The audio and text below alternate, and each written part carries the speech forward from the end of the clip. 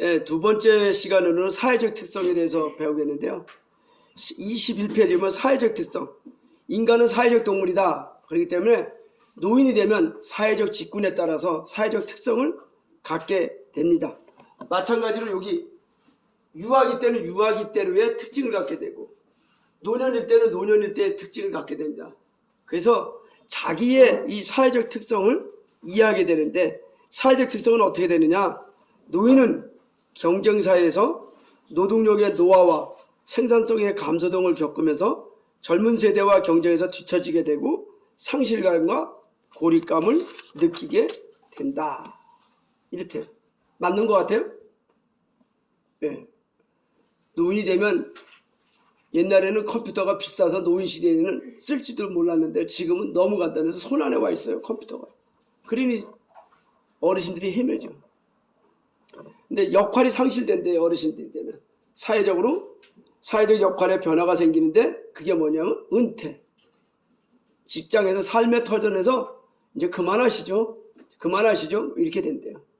근데 우리나라는 IMF를 맞으면서 이 구조조정으로 말미암아 이 역할이 상실되신 분들이 많아져갖고 갑작스레 사회가 늙은 사회가 돼버려요. 아직도 조금 회복이 힘들죠. 그 다음에 경제적 빈곤. 직장이 없으니까 당연히 빈곤해지는 거예요. 뭐 따놓은 당상이죠. 그래서 여러분들이 알겠지만 우리 여자분들이 가장 좋아하는 남편이 어떤 남편인지 아세요? 우리 남자분들 어떤 남편일 것 같아요? 예? 여자분들이 마음속에 있는 걸 제가 여지까지 이제 강의를 하면서 들어봤는데 여자분들이 제일 좋아하는 남편은 누구냐면 군인 남편. 군인. 집에 안 들어오고 돈 많이 벌어오는 남편? 아니 이제 은퇴하면은 연금이 가장 높아요. 그리고 죽으면 반이 나오잖아. 70%인가 80%가 군인이. 그래갖고 군인 부인이 최고로 좋아요. 두 번째는 누굴 좋아하겠어요? 어떤 남편이 좋아요? 그 다음에는 교사. 이 교사들이 또 연금이 또 빵빵하거든요. 한번 탔다 하면 뭐 380만 원씩 돼. 그래서 연금이 두 번째로 높은 데가 교사 집단이에요. 그래서 혹시 자녀분들이나 손주분들을 결혼시킬 때는 무조건 군인 아니면 교사. 아주 뭐 떼부자가 아닌다면은 노후에도 튼튼하게 살려면 그거다. 세 번째는 뭐가 좋겠어요? 세 번째 집단은 공무원 집단. 그저 남편이 공무원이면 사는 동안에 큰 욕심 없이 살지만 끝나고 나면 친구들 관계에서 딱 가면 최고다 이거죠. 공무원이. 맞죠? 제가 글쎄 학교 다닐 때만 해도 공무원은 그저 대학 떨어진 애들이나 간 거거든요. 시험 보고 공무원 애들은 학교를 못 간 애들이나 시험 받고 못 간 애들이 갔는데 지금 사회적으로 보면 얘네들이 돈을 제일 잘 써요. 친구들 간에 가면. 야, 내가 낼게 오늘. 이러는 애들은 다 연금 타는 애들이에요. 나머지 분들은 그 다음에 이제 학교 다닐 때 무슨 금융 뭐 이런 쪽에 옛날에는 LG증권 뭐 무슨 증권 이런 데가 최고였잖아요. 은행 뭐 이런 데가. 근데요 지금 걔네들요 친구들 보면 45에 다 조기 퇴직해가지고 어디 가서 어디 저녁도 어디 저녁 한 끼 먹으려면 없나 하고 전화질 해야 되는데 가끔씩 저는 그래도 일하고 있으니까 전화가 오죠. 저녁 한번 먹자. 그럼 누가 내야 돼요? 제가 내야 돼요. 먹자 그런 사람이 내는 게 아니라 젊었을 때는 밥 먹자 그런 놈이 돈 내겠지 하고 나가는데 나이 들으니까요 밥 먹자 그러면요 나한테 사달라는구나 이렇게 생각하고 나가야 돼. 그래서 바뀌더라고요. 그러니까 이 경제적으로 빈곤해지는 건 맞는데 여자분들이나 혹시 며느리나 또는 따님들이나 이렇게 장가를 보내고 시집을 보낼 때는 여자 군인, 남자 사위 남편, 또 교사, 또 공무원 이렇게 순으로 차근차근 짝을 맺어주시면 여러분들이 노후에 편하다 안 편하다? 여러분들도 편하다 이거죠. 그 다음에 유대감도 상실된대요. 직장에 퇴직하면서 사회적 관계도 줄어들게 되고 친척이나 친구 관계도 소원해지고 그래서 다들 우울증 걸리고 심하면 자살까지 한다 그랬는데 유대감이 상실될 수밖에 없지 않겠어요? 한 번 내면 우리는 3번 먹으면 한 번은 내야 돼, 안 내야 돼요? 내는 문화가 있잖아요. 한 번 얻어먹으면 한 번은 사야 되잖아요. 근데 그걸 못 사게 됐다. 그러면 관계에 못 나가는 거죠. 그래서 요즘에는 안 주고 안 받기 운동이 많아요, 안 많아요? 많아요. 자식 새끼들 결혼하면 옛날에 부주돈을 많이 줬는데 지금은 뭐예요? 나도 안 받아. 너도 주지 마. 이거죠. 그래서 지금은 안 주고 안 받기가 더 많아지더라고요. 자녀들 사이에. 그래서 결혼식장 가보면 친척들만 쫙 와 있고 친구들하고 친척들만 있지 나머지 조금 사회적 관계들 속에 있던 분들은 거의 안 오더라. 그 다음에 사회적 관계도 위축이 된대요. 노인은 신체적 노화를 경험하면서 복합적이고 만성적인 질환을 갖게 되는데 고혈압, 당뇨, 고지혈증, 당뇨 이런 걸 갖게 되는데 이러한 부분들이 다른 이 만성 질환과 복합적으로 나타나면서 신체적 기능도 쇠퇴되고 사회적 관계도 부정적으로 작용한다. 이런 노인들에 대한 사회적 특징이 나타난대요.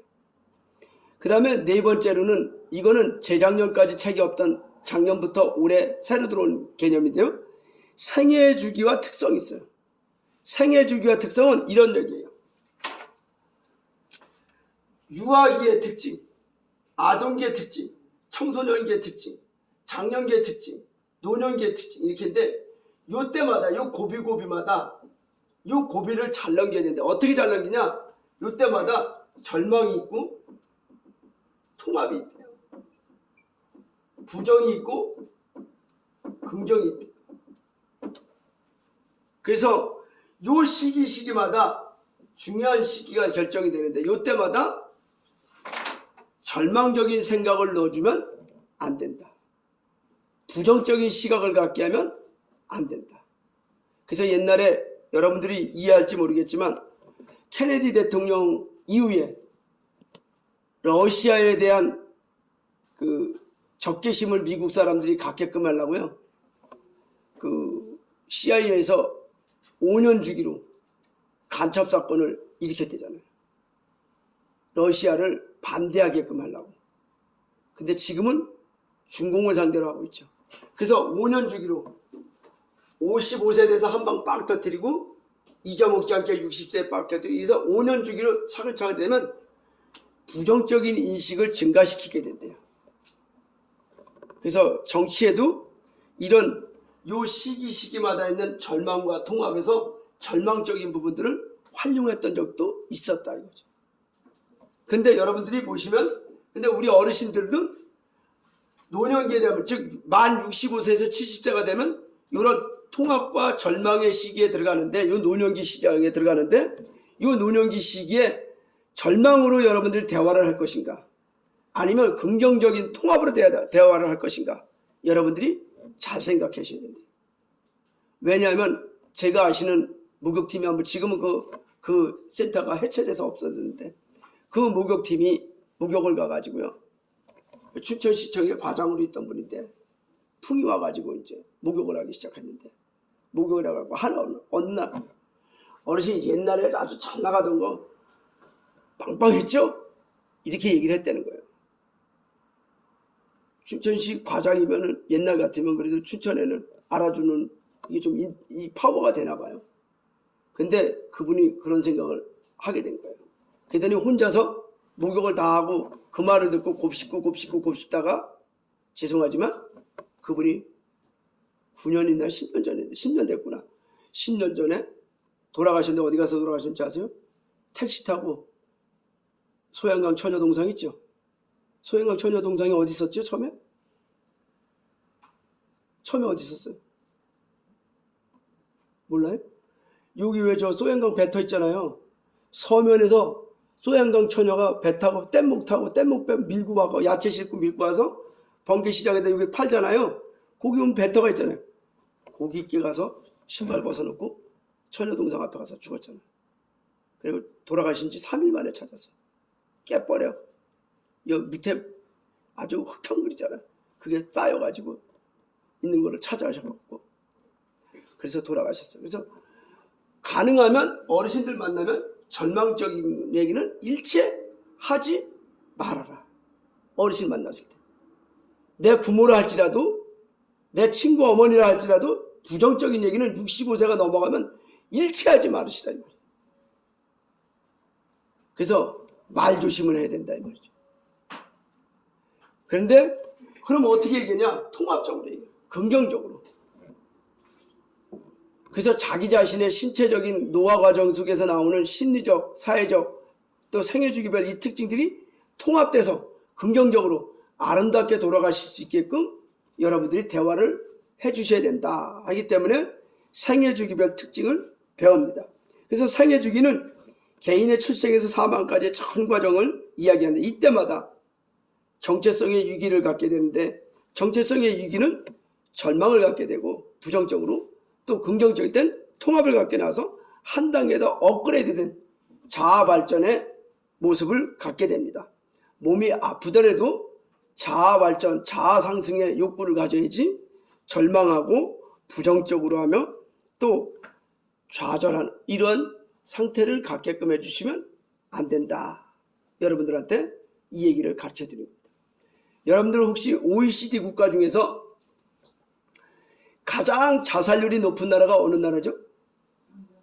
예? 우리나라. 맞죠? 우리나라에서 자살률이 가장 높은 곳이 어디예요? 광역시로 따져서. 어디예요? 예? 서울이요? 예? 아니에요. 꼴찌는 강원도하고 충남하고 제주도가 돌아가면서 합니다. 5년 주기로 보면 강원도가 3번, 충남이 1번, 제주도가 1번 이래요. 5년 주기로 보면. 강원도가 절대적으로 자살률이 높은 강력시입니다. 그럼 강력시 중에 강원도가 18개 시군으로 돼 있어요? 안 돼 있어요? 강원도는 18개 시군이죠? 18개 시군 중에서 자살률이 제일 높은 시가 어디겠어요? 도시가.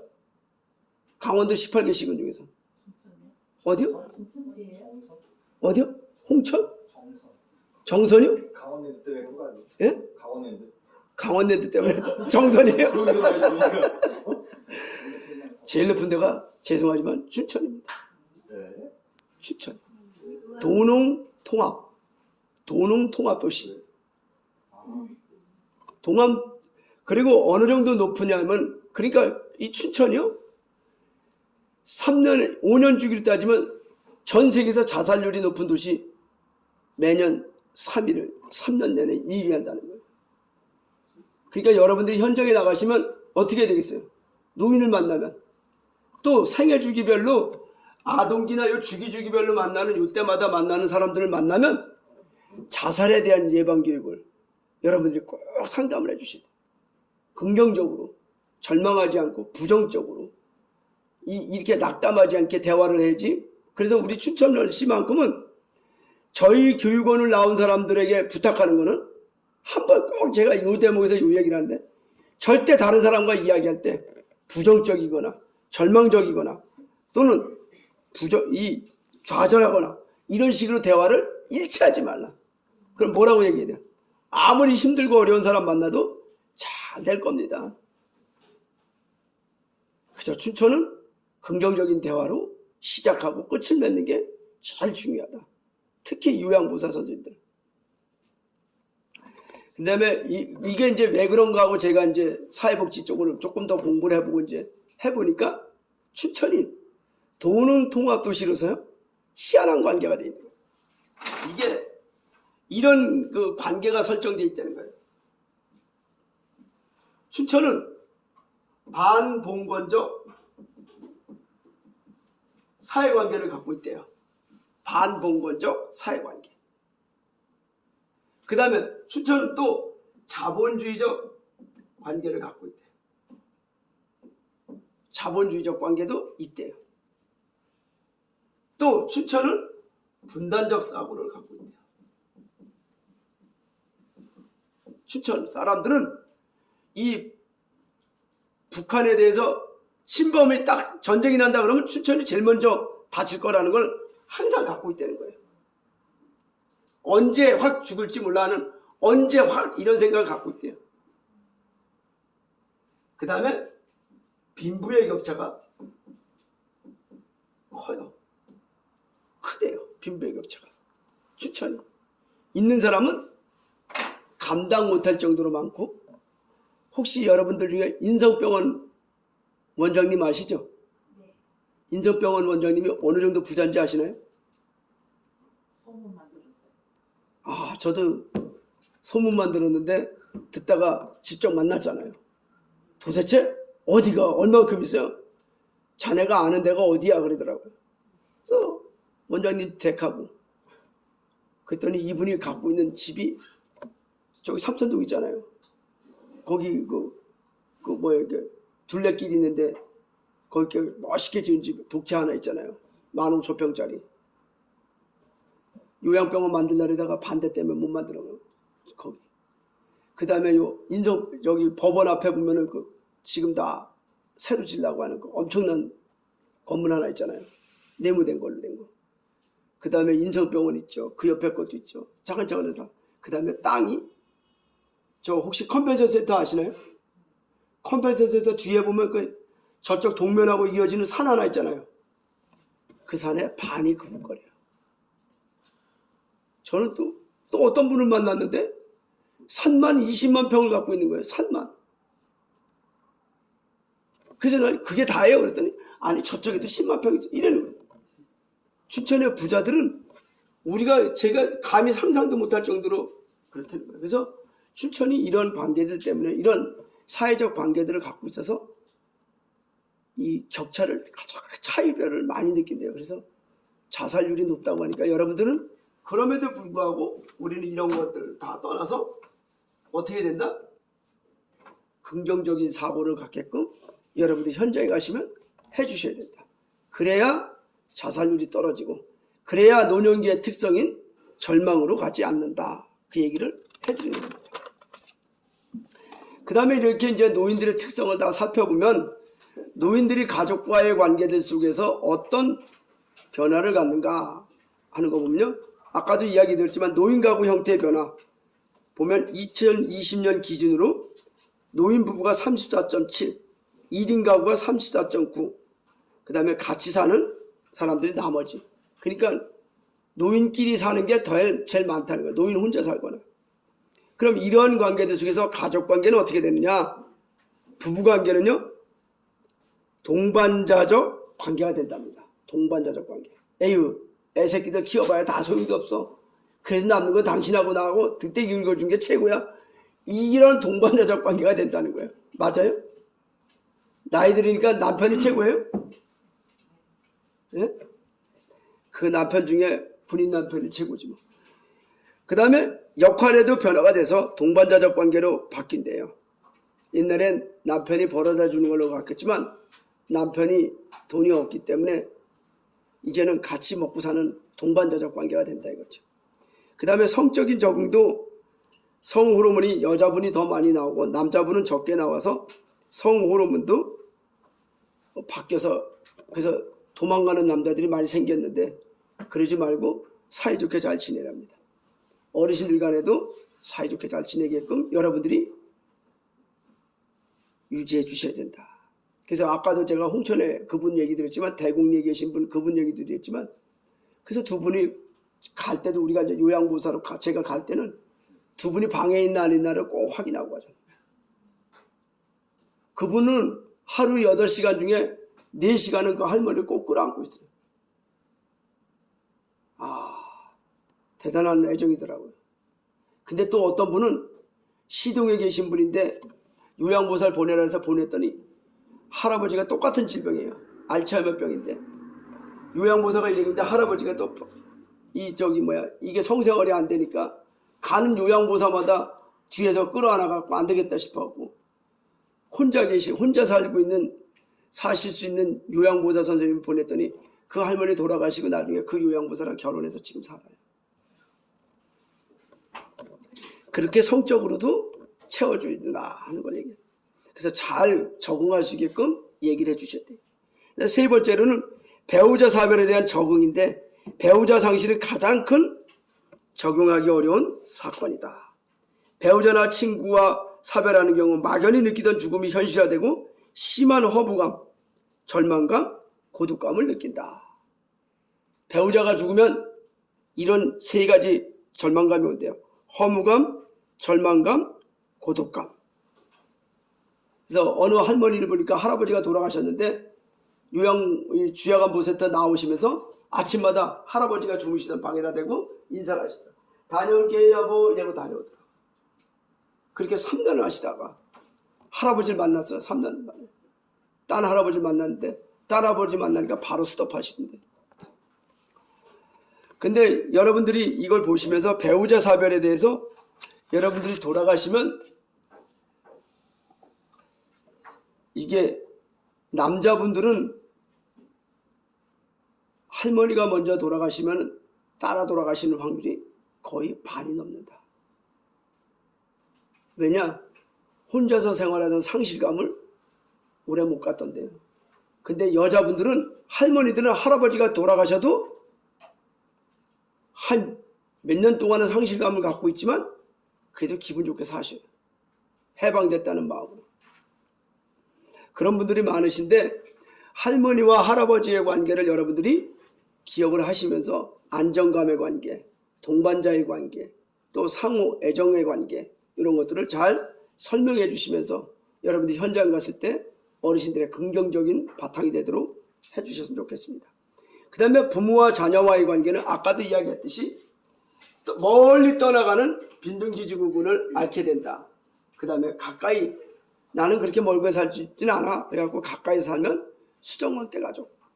빈둥지중구군의 예를 들면 현대는 정주행이가 만들어갖고 여기도 하나 여기도 하나 어차피 떠나려니까 그룹 하나씩 다 만들어주고 니네끼리 딱 각자 살아 이렇게 하고요. 삼성은 어떻게 합니까? 삼성은 이건희가 딱 움켜잡고 삼성생명을 중심으로 해서 삼성전자, 삼성 이렇게 해갖고 다 움켜잡고 살아갑니다. 그래서 가까운 데다 살게 해요. 삼성은 몰려 있습니다. 그래서 몰려 있는 바람에 동네 이름까지도 삼성동이 된 거예요. 동네 이름까지도. 왜? 그 동네는 다 삼성가에만 있습니다. 그 다음에 고부 장서와의 관계는 시어머니와 며느리, 사위와 장모와의 관계인데요. 이분들은 가치관과 세대 차이로 인해 여전히 고부 갈등이 존재하며 장모와 사위 간의 장서 갈등도 늘어나고 있다. 그래서 제가 어느 집에 갔더니 벽에 시계가 없더라고요. 그래서 이 집에 왜 시계가 없어요? 그랬더니 그 며느리가 나와갖고 딱 하니까 진짜 얘기도 하지 마세요. 시계를 안 쓴대요.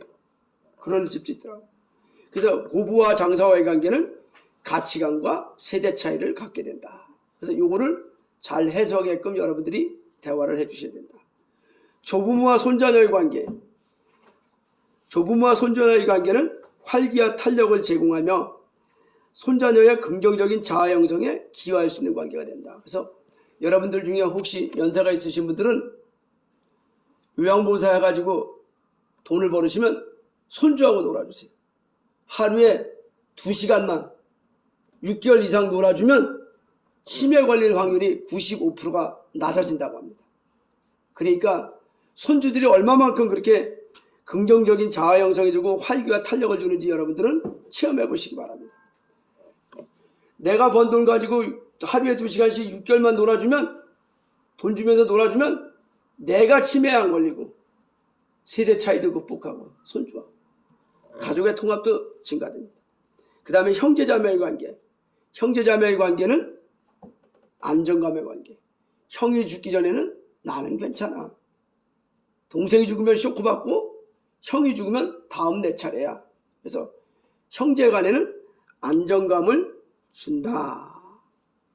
그러면 이 노인들의 문제, 이런 노인의 문제를 해결하는 과정은 어떻게 방안이 있느냐? 있다 이거예요.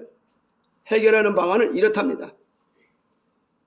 노인 부양 문제는 노인이 되면 나타나는 대표적인 4가지 고통을 흔히 노인의 사고로 표현하는데 빈곤, 질병, 고독, 무의 요거 때문에 노인들이 갖고 있는 특성 때문에 노인의 문제가 생기고 노인 문제를 해결하기 위해서 노인 복지 문제로 하면서 해결 방안을 찾는데 해결 방안은 여기 4가지가 있습니다.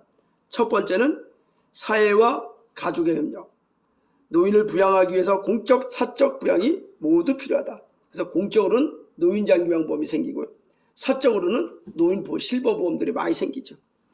사적 부양은 노인이 본인이나 가족이 보살피는 부양이고, 공적 부양은 국가가 또는 사회가 노인의 생활을 지원하는 것을 말한다. 세대 간의 갈등 조절. 그 다음에 세대 간의 갈등 조절을 통해서 이분을 통일하려면 어떻게 하느냐. 소득 재분배, 세대 통합 정책, 그 다음에 부모 세대의 상호 존중, 적극적 의사소통 통해서 세대 통합을 이루어진다. 그 다음에 세 번째는 노인의 개인적 대처. 노화 과정이 필연적으로 간다는 것을 알면서도 준비 안 하시는 분들이 계시는데 준비할 수 있게 해줘야 된다. 어떻게? 경제적으로, 사회적으로, 재교육 프로그램과 연금과 보험을 이용해서 노인이 개인적으로 잘 준비하게 해주셔야 된다. 그 다음에 네 번째로는 노인복지 정책의 강화. 국가와 사회는 노인복지 정책을 강화해야 된다. 그래서 이게 시험에 무지무지 잘 나옵니다. 근데 이 4가지 방법을 외우는 거는 이렇게 외우시면 되겠습니다. 내가 잘 준비하고, 가족이 잘 준비하고, 지역사회가 잘 준비하고, 국가가 잘 준비하면 된다 하는 이 개념을 갖는 걸 바로 노인복지 문제의 해결이다. 즉 노인 문제의 해결 방안 4가지다 라고 기억해 주시면 되겠습니다. 그래서 이런 국가적인 대응 방침에 따라서 생겨난 이 요양보호와 가족의 역할이 바뀌었다 이겁니다. 노인장기요양보험이 생기기 전에는 노인들을 케어하는 것은 가족들이 다 케어를 해서 1차적인 관계가 가족 케어에서는 다 가족들이었는데, 노인 케어는 다 가족들이 1차적인 관계를 형성을 했었는데, 노인장기요양보험이 생기고 나서, 요양보호 제도가 생기고 나서는 1차적인 직접적인 관계를 누가 하냐? 요양보호사가 한다 이거죠. 요양보호사가 1차적인 관계를 하고, 그럼 가족은 뭐 하냐? 지원해주는 2차적인 관계로 형성되었다. 이게 노인장기요양보험의 전과 후가 달라진 이유입니다. 달라진 거예요. 그래서 거기 그림에 보면 요양보호사와 어르신 간의 지적 돌봄의 1차적인 관계가 형성이 되고, 가족과 정부는 자원 조달과 2차적인 돌봄 관계를 형성하고 있다. 이게 지금 우리가 알고 있는 노인장기요양보험의 공입니다. 노인장기요양보험의 공. 그래서 우리가 인생을 살아가면서 이런 얘기를 하죠. 인생 말년에 3가지 복이 있는데 첫 번째 복은 뭐예요? 복 받아야 되는 3가지 복을 받아야 돼. 첫 번째 복은 뭔 복을 받아야 돼? 뭔 복이 있으면 좋겠어요? 늙어갈 때.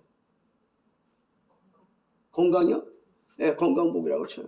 두 번째는? 예? 자신이요? 자신과 건강 비슷한 것 같은데. 자식. 자식복이요? 또 돈복 있고 건강복 있고 옛날에는 자식복 있으면 됐습니다. 근데 지금은 바뀌었어요. 노인들한테 물어보시면 처음에는 돈복이 있으면 좋은데 돈이 때문에 자신들이 싸워서 돈복도 싫고요. 돈 많아도 필요 없대요. 돈 보고 싸우는 놈이 많고 죽이는 놈이 많아서. 건강, 그거는 지금이나 예나 똑같고요. 건강복은 있으면 되고요. 두 번째 복은 뭐냐? 무슨 복이겠어요? 요양보호사 잘 만나는 게 복이다. 요양보호사 잘 만나는 게 복이다. 세 번째는 무슨 복이냐? 늙어가지고 기초생활수급자 되는 게 복이래요. 왜냐? 병원을 마음대로 가니까. 기초생활수급자가 안 되면 복이 아니에요. 10억 갖고 있어도 아프기 시작하면은 그거 까먹는 거 잠깐이에요. 그래서 노년기의 복은 기초생활수급자가 된다. 요즘에는. 그 다음에 건강이고, 그 다음에 우리가 얘기하는 대로. 그래서 여러분들이 오늘 요 배운 28페이지까지 배운 요 내용을 가지고 한번 자습하는 시간을 갖도록 하겠습니다. 그리고 밥 먹고 13시에 여기서 보도록 하겠습니다. 아셨죠? 예. 그리고 여러분들이 배운 걸 가지고 제가 오늘 여기 배운 거 노인의 요양보호 대상자 이해예요. 이해. 그야말로 이해를 해서 어떻게 하라고요? 현장 가시면 신체적 특징, 정서적 특징, 사회적 특징, 생애주기별 특징들 속에서 어르신들을 잘 먹고 잘 살게 해줘야 된다. 잘 먹고 잘 살게 해줘서 뭘 하려고? 어르신들의 자립생활을 높여주려고. 요거의 매칭이 여러분들 속에 꼭 들어가 있으시길 바랍니다. 아셨죠? 예, 감사합니다.